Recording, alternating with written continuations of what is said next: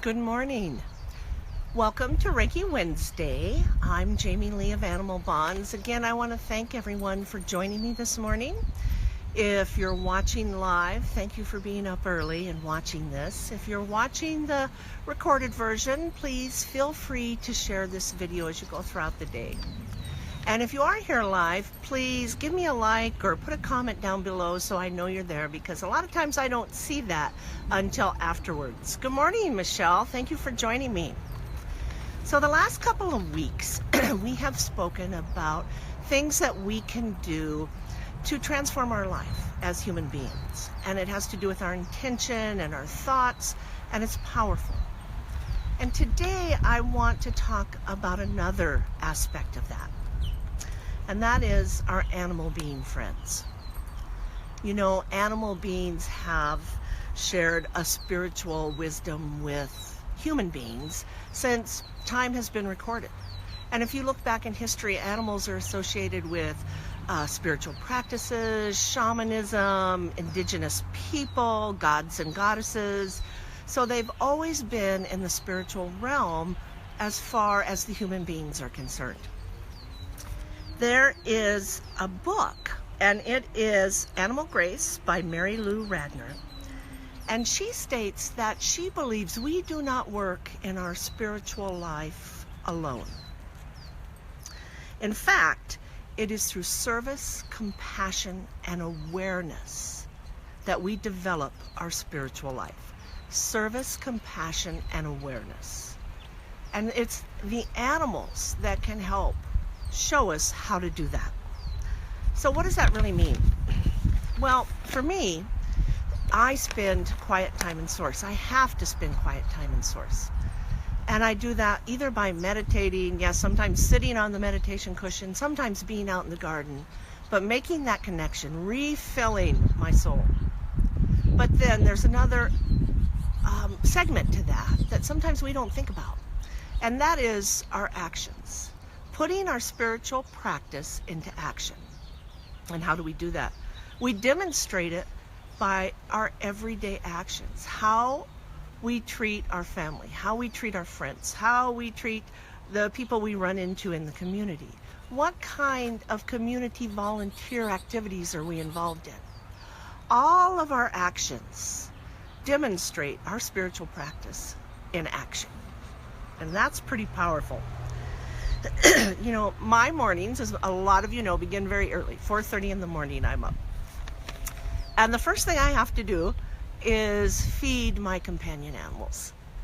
And they're very insistent on that. But I don't look at that as a chore. Not at all. It gives me the opportunity to get up and provide nourishing food to these animal beings that share their life with me, that trust me to provide the food they need, to care for them, to never harm them, totally trust me. And I have that opportunity to give to them. Then I get ready and go about my day, and I go outside. And then there's the animal beings outside, the chipmunks, the birds, the plants, they're all alive. And I make sure that everybody has water, they have the food source, they have what they need, and that everybody's okay. And that takes some time, and that's why I usually have to get up so early. But it's not a chore.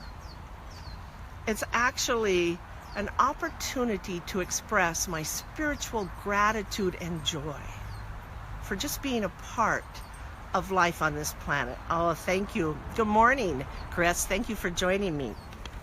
You know, most of the religious systems and ancient wisdoms talk about learning to do no harm to others, other beings, and that is part of how we evolve.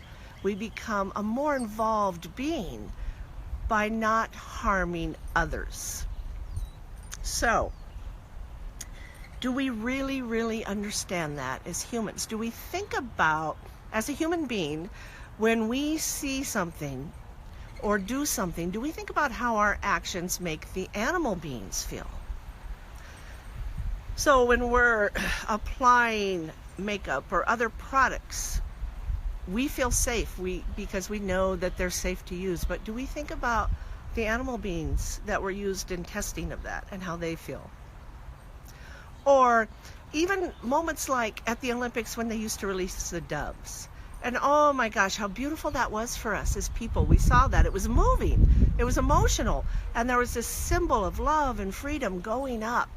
And we just thought it was fabulous. Do we think about how those doves felt?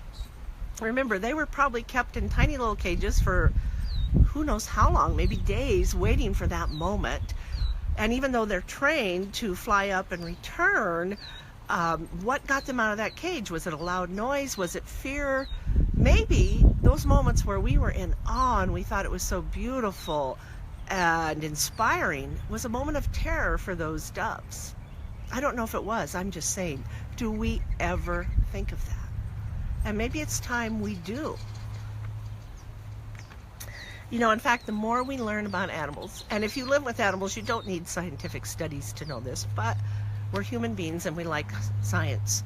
So we learn, we've studied, and we know that they feel love, they feel joy, they feel compassion, they grieve, they feel fear, they feel pain. They're really not that different. They're not different at all. It's just by the level. Maybe they look different. And that's the beautiful thing about animals.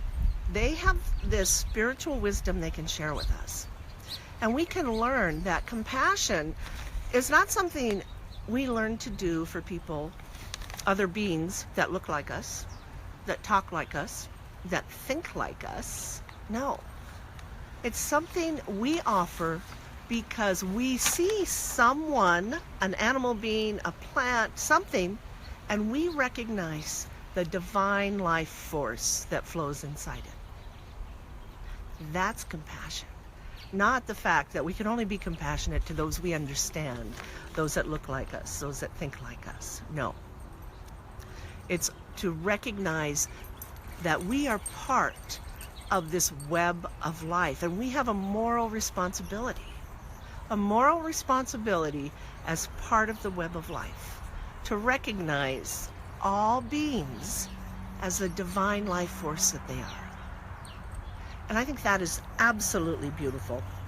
In India, there's a practice, and it's harmlessness to all things. And we have that opportunity today to practice harmlessness to all things. We can recognize our connection to all life. We can recognize the sanctity of life in everything we do, in all the moments, the big moments, the little moments, and everything in between. It really is our choice. So again, I'm Jamie Lee of Animal Bonds. Thank you for joining me this morning, Michelle and Chris. And if anyone else is there live that I don't see, I apologize. Thank you for being with me. Feel free to show this video and share it. And today, let's go out there and let's keep in mind that we are a reflection of our actions. Our spiritual journey is a reflection of our actions. Let's walk gently and do no harm. Namaste.